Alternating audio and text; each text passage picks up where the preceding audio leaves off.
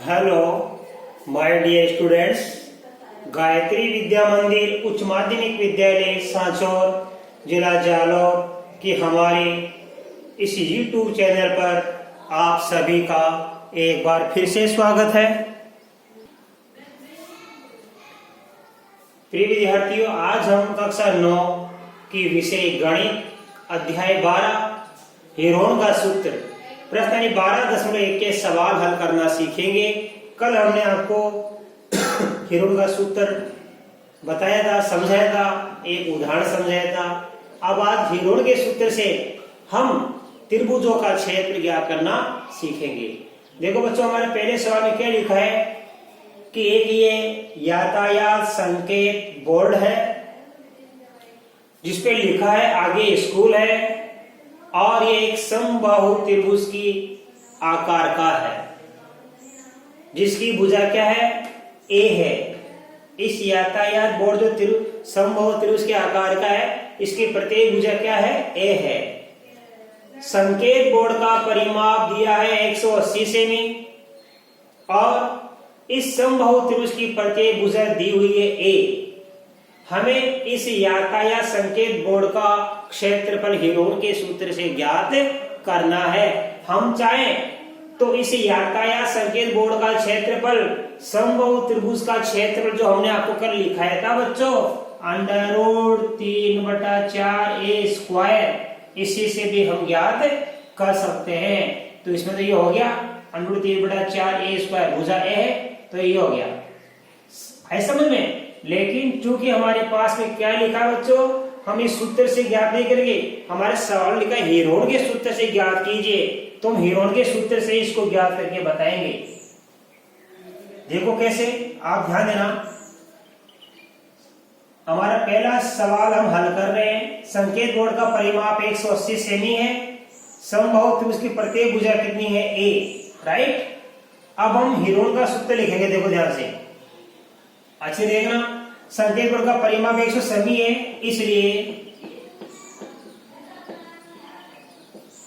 संकेत बोर्ड का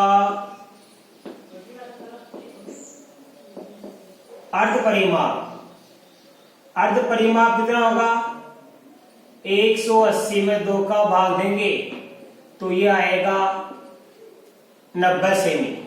अर्थात संकेत बोर्ड का परिमाप 180 सेमी है और परिमाप को बोलते हैं 2s, अर्ध परिमाप को बोलते हैं s। प्रत्येक भुजा ए है। अब हम लगाएंगे हेरोन का सूत्र। ध्यान देना, संकेत बोर्ड का परिमाप हमको ज्ञात है 180 सेमी और अर्ध परिमाप ज्ञात कर लिया 90 सेमी। अब लिखेंगे इसलिए संकेत बोर्ड की प्रत्येक भुजा, संकेत बोर्ड की प्रत्येक भुजा कितनी कितनी सेमी की होगी बच्चों। देखो, संकेत बोर्ड का परिमाप 180 सेमी है, यानी तीनों भुजाओं का योग 180 है और ये समबाहु त्रिभुज के आकार का है। समबाहु त्रिभुज की प्रत्येक भुजा समान होती है तो 3 का भाग दे देंगे 180 में,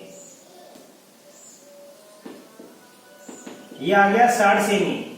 तो समबाहु त्रिभुज की प्रत्येक भुजा यानी ये एक का मान आ गया हमारे पास में कितना, 60 सेमी, और अर्ध परिमाप ये एस का मान आ गया हमको यहाँ पे 90 सेमी प्राप्त हो गया।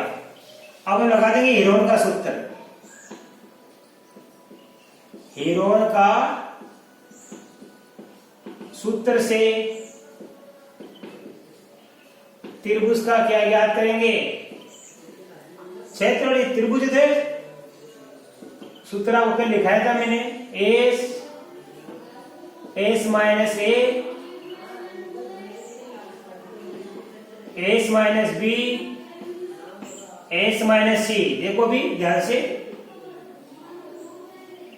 s, ध्यान देना अच्छे से आप, s का मान कितना हमारे पास में, ध्यान देना, s का मान हमको यहाँ पे दिया हुआ, देखो ध्यान से, 90 सेमी। तो हम लिखेंगे 90 सेमी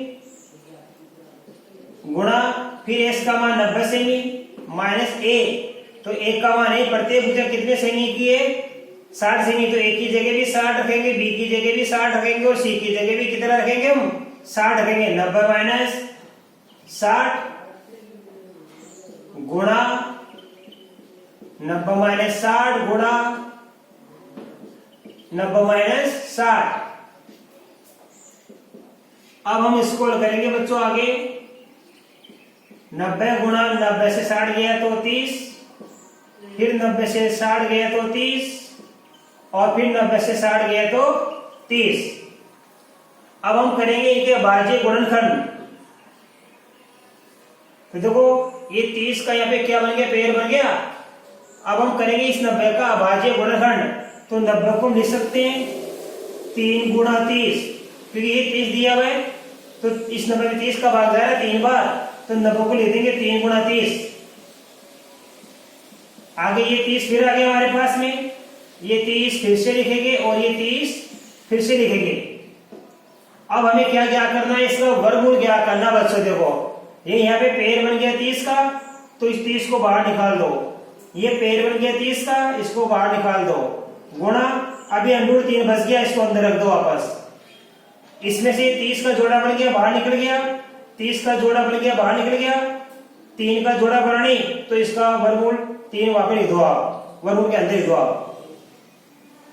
30 को 30 से गुणा करेंगे तो 900 होता है, ये अंडर 3, तो आगे तरह छोड़ दीजिए आप। 900 अंडर 3 सेमी स्क्वायर, क्योंकि सेमी में नाप है तो सेमी स्क्वायर लिखना, और मीटर में माप है तो मीटर स्क्वायर, क्योंकि क्षेत्र इकाई वर्ग होती है।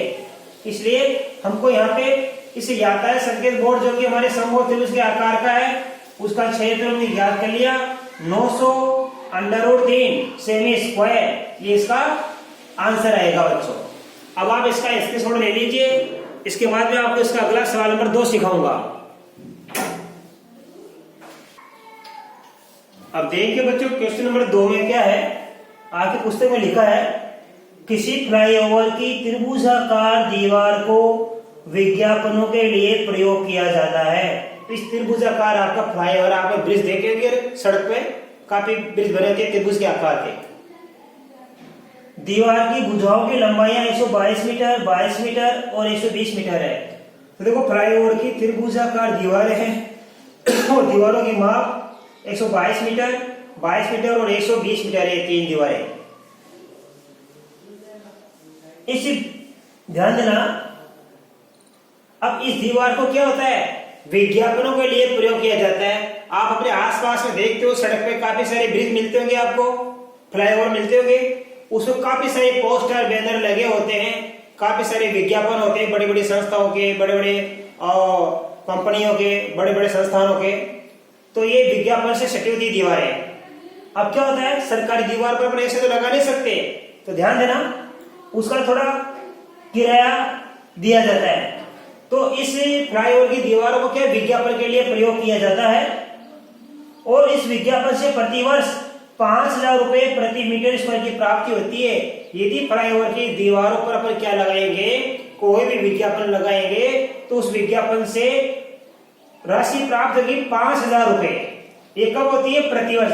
एक साल में 5,000 रुपए प्राप्त होंगे विज्ञापन से, केवल 1 मीटर स्क्वायर का, केवल 1 मीटर स्क्वायर इतनी सी जगह का यदि हम विज्ञापन लगाएंगे तो कितना होगा, 5,000 रुपए एक साल आना। और मान लो इस पूरी जगह में लगाना है, मान लो कितने भाग हो गए, 1 2 3 4 5 हो गए, तो ये 5 भाग हो गए, एक भाग के 5,000 है, 5 भाग के कितने हो गए, 25,000। आज समझ में।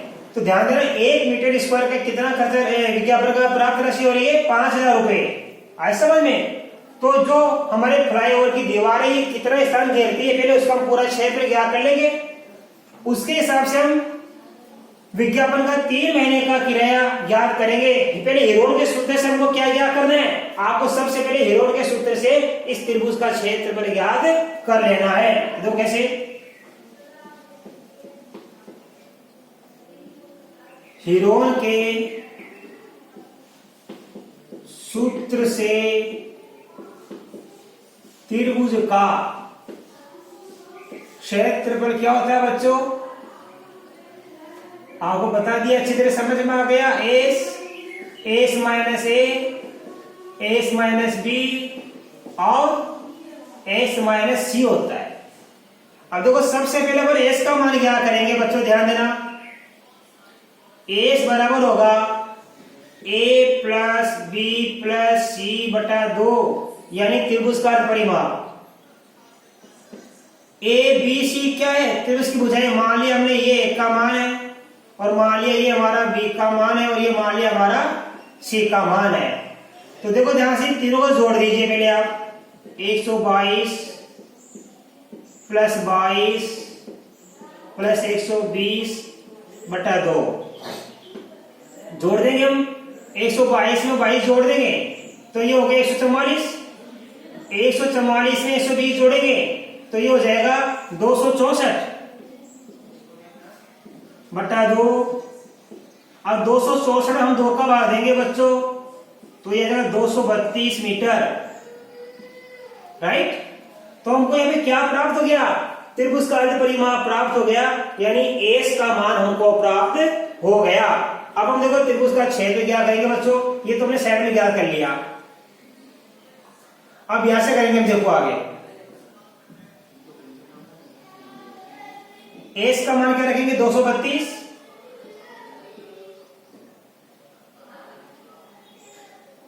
गुणा करके लगा दो आप, फिर एस का मान 232। अब 232 से एक बार तो 122 करेंगे, दूसरी बार 22 और तीसरी बार 120 करेंगे हम। तो एक बार 122 घटा दीजिए आप, फिर 232 में से घटाएंगे हम 22,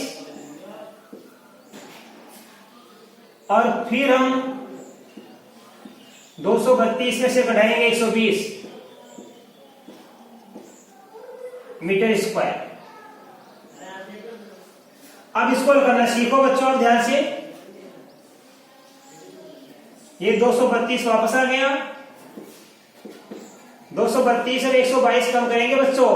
2 से 2 गया 0, 3 से 2 गया 1, और 2 से 1 गया तो 1, 110 बच गया। आगे 232 से 22 कम कर दीजिए, तो 2 से 2 गया 0, 3 से 2 गया 1, और 2 का 2। तो यहां से कितना बचेगा 110, और यहां कितना बचेगा 210। और देखो आगे कितना बच जाएगा हमारे पास में, 232 से 120 बढ़ाएंगे, 2 से 0 गया तो 2, 3 से 2 गया तो 1, और 2 से 2 गया तो 1। तो ध्यान देना यहां तो बच गया कितना 110, क्योंकि 122 में 110 जोड़ेंगे हम तो कितना बन जाएगा यहाँ पे 232। इसमें से 232 से 22 घटाएंगे तो कितना बचेगा 210। 232 से 120 बढ़ाएंगे हम तो कितना बचेगा 112 बचेगा बच्चों हमारे पास में, राइट। अब हम इनके कर लेंगे अभाज्य गुणनखंड। क्या कर लेंगे, अभाज्य गुणनखंड कर लेंगे बच्चों हम। देखो तो ध्यान देना 232 के करेंगे, 110 के भी करेंगे, उसके बाद 210 और हमारे पास 112 के भी हम क्या करेंगे अभाज्य गुणनखंड करेंगे। देखिए बच्चों यहाँ थोड़ी सी मिस्टेक हो गई है, 264 2 का भाग देंगे 132 आएगा ये, ठीक है। तो अपन को यहाँ क्या कर देना है 132 कर देना, राइट। 132। अब 132 से 122 घटाएंगे बच्चों हम तो कितना बचेगा पीछे बताओ 10 बचेगा। और यहाँ 132 से 22 कम कर देंगे हम, ध्यान देना 132 से हम 22 कम करेंगे तो यहाँ कितना बचेगा 132 से 122 कम करेंगे, यहाँ 10 बच गया। फिर 132 से 22 कम करेंगे तो यहाँ बचेगा 110, और 132 से हम 120 कम कर देंगे तो कितना बचेगा 12, ये बचेगा हमारे पास, राइट। अब आप ध्यान देना, अब इसका कर देंगे भाज्य गुणनखंड 132 का। इसका होता है बच्चों ध्यान देना 12 × 11, ठीक है। 10 का 10 की रहने दो, और 11 का 110 का करेंगे 11 × 10, 11 को 10 से गुणा करें 10 होता है, और 12 को 11 से गुणा करें 132 होता है। 10 को 10 रहने दो आप, और यहाँ पे क्या लिखेगा ये 12 का 12 रहने दो। अब हम इसको देखो पेश बनाएंगे। देखो 12 कितनी बार है 2 बार, तो 12 का पेड़ बन गया। 11 कितनी बार है 2 बार, तो 11 का पेड़ बन गया। और 10 कितनी बार है 2 बार, तो 10 का भी पेड़ बन गया। अब हम वर्गमूल का चिन्ह नहीं लिखेंगे, हमने वर्गमूल ज्ञात कर लिया, तो वर्गमूल ज्ञात करते समय वर्गमूल का चिन्ह हटा देंगे हम। कैसे करेंगे, जोड़े बनाकर 12 का पेड़ बन गया, 11 का पेड़ बन गया, और 10 का पेड़ भी बन गया। अब इस सबको गुणा करेंगे। देखो 12 को 11 से गुणा करेंगे तो कितना है? 132। 132 को 10 से गुणा करेंगे तो 1320 मीटर स्क्वायर। तो ये तो आ गया हमारा क्षेत्रफल, राइट। इस पूरे यहाँ पे जो हमारा ये फ्लाईओवर है, इसकी इन तीनों दीवारों से मिलकर जो त्रिभुज बना, उसका क्षेत्र आ गया 1320 मीटर स्क्वायर आ गया। अब क्या हो रहा है कि यहाँ पे विज्ञापन लगेंगे, तो विज्ञापन क्या हो रहा है, ध्यान देना। यहाँ पे लगा है प्रतिवर्ष प्राप्त राशि 5000 रुपए लगा 1 मीटर स्क्वायर का। 1 मीटर स्क्वायर का कितना लग रहा है? 5000। तो देखो यहाँ पे लिखेंगे हम, ध्यान देना, क्योंकि 1 मीटर स्क्वायर का खर्च कितना आ रहा है विज्ञापन का? 5000 रुपए। कितने का आ रहा है ये आ रहा है हमारे पास में यहाँ पे 1 वर्ष का। 1 वर्ष का क्या कर रहा हूं मैं, ध्यान देना। इसलिए 1 मीटर स्क्वायर की जगह में कितने का क्या करना है? 1320 का। इसलिए 1320 मीटर स्क्वायर का खर्च ये कितने वर्ष का है? 1 वर्ष का खर्च। 1 वर्ष का क्या कर लीजिए, 1 वर्ष का 1 मीटर स्क्वायर के विज्ञापन का खर्चा 5000 है, तो 1 वर्ष का 1320 मीटर स्क्वायर खर्चा क्या कर लीजिए आप। कैसे करेंगे? 1320 गुणा 5000 रुपए। ये 1 वर्ष का क्या गया? इस पूरे क्षेत्रफल के जो दीवारों पर जो क्षेत्रफल है 1320, इस पर जो विज्ञापन लगाएगा, इतने क्षेत्र पर विज्ञापन लगाने का 1 वर्ष का ये आ गया हमारे पास है क्या? खर्चा। विज्ञापन का खर्चा हो गया ये। हमें कितने महीने का क्या करना है? 3 महीने का। तो ध्यान देना ये कितने का है? 1 वर्ष का। इसलिए 3 माह का विज्ञापन खर्च हमें ज्ञात करना है। तो ये तो क्या है? ये तो 1 वर्ष का खर्चा है विज्ञापन लगाने का।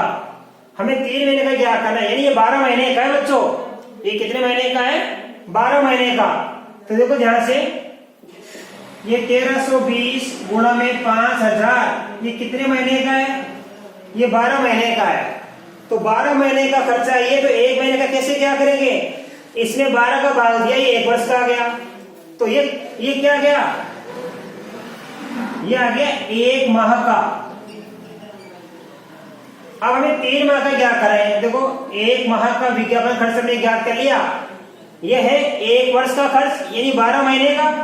तो 1 माह का विज्ञापन खर्च कैसे क्या करेंगे?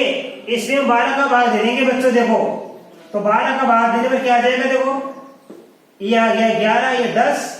अब गुणा कर लेंगे 1 2 3 4 0, 1 2 3 4 0। 11 को 5 से कर लो 55। ध्यान देना, यहाँ पे 12 का भाग देंगे तो ये जाएगा 110 आ गया। और ये 55, देखो 1 2 3 4 0 आ गई, 55 आ गया। अर्थात ये 1 महीने का खर्चा कितना हो गया? ये हो गया 5,50,000 रुपए। ये 1 महीने का खर्चा आ गया। अब देखो ये तो है क्या 12 महीने का खर्चा, 1 वर्ष का। ये इसमें 3 का हमने 12 का भाग दे लिया, तो ये आ गया 1 महीने का खर्चा। अब 3 माह का ज्ञात कर लो। इसलिए 3 माह का विज्ञापन खर्च कैसे ज्ञात करेंगे?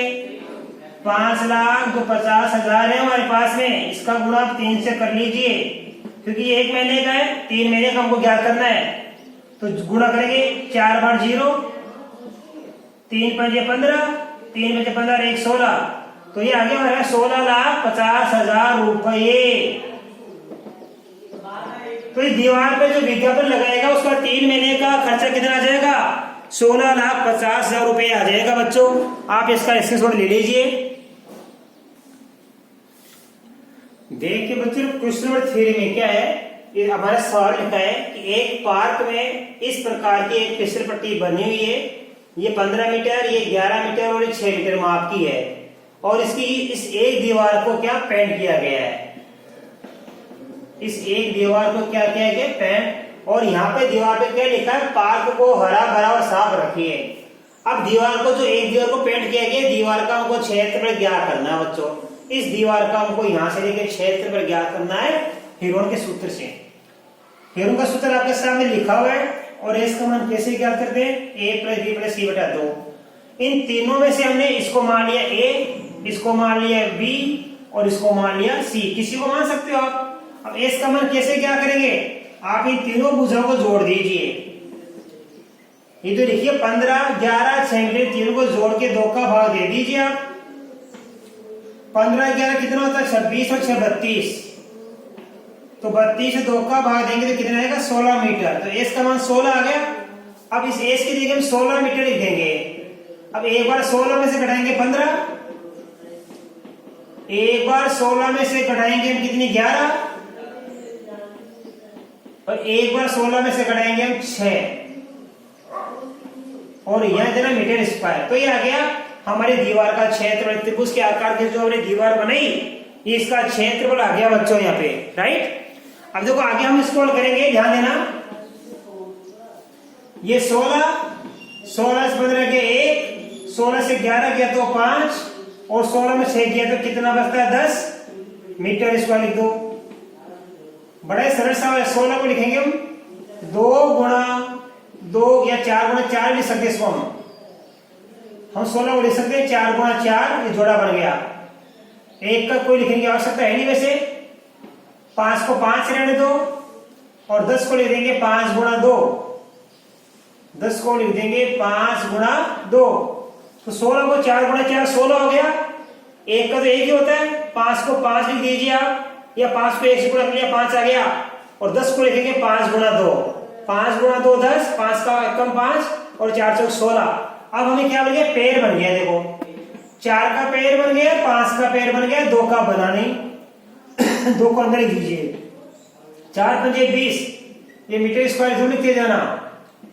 तो 20 √2 मीटर स्क्वायर। इस पार्क में जो फिसल पट्टी बनी है, इसकी इस दीवार का क्षेत्र आ गया हमारे पास में कितना, 20 √2 मीटर स्क्वायर। तो हेरोन के सूत्र से हमने जिस प्रकार पहला दूसरा सवाल किया, उसी प्रकार हमने इस दीवार का क्षेत्र जो त्रिभुज के आकार किए, इसका हमने क्षेत्र ज्ञात कर लिया। इसका भाज्य गुणन 4 गुणा 4, 5 एकम 5 दिया, 10 का होता 5 गुणा 2, भाज्य गुणन 4 का पेड़ बन गया, 5 का भी पेड़ बन गया। 4 को 5 से गुणा कर लिया, 20 √2 आ गया बच्चों। आए समझ में। तो इस प्रकार हमने हेरोन के सूत्र से इस फिसल पट्टी का क्षेत्र ज्ञात कर लिया। तो आज बच्चों ने प्रश्नावली 12.1 का सवाल नंबर 1, 2, 3 जो कि हेरोन के सूत्र से हमको त्रिभुज का क्षेत्र ज्ञात करना था, बड़े अच्छी तरीके से और सरलता से सीख लिया। बाकी आगे के सवाल हम कल आपको नए वीडियो में सिखाएंगे। तब तक के लिए धन्यवाद।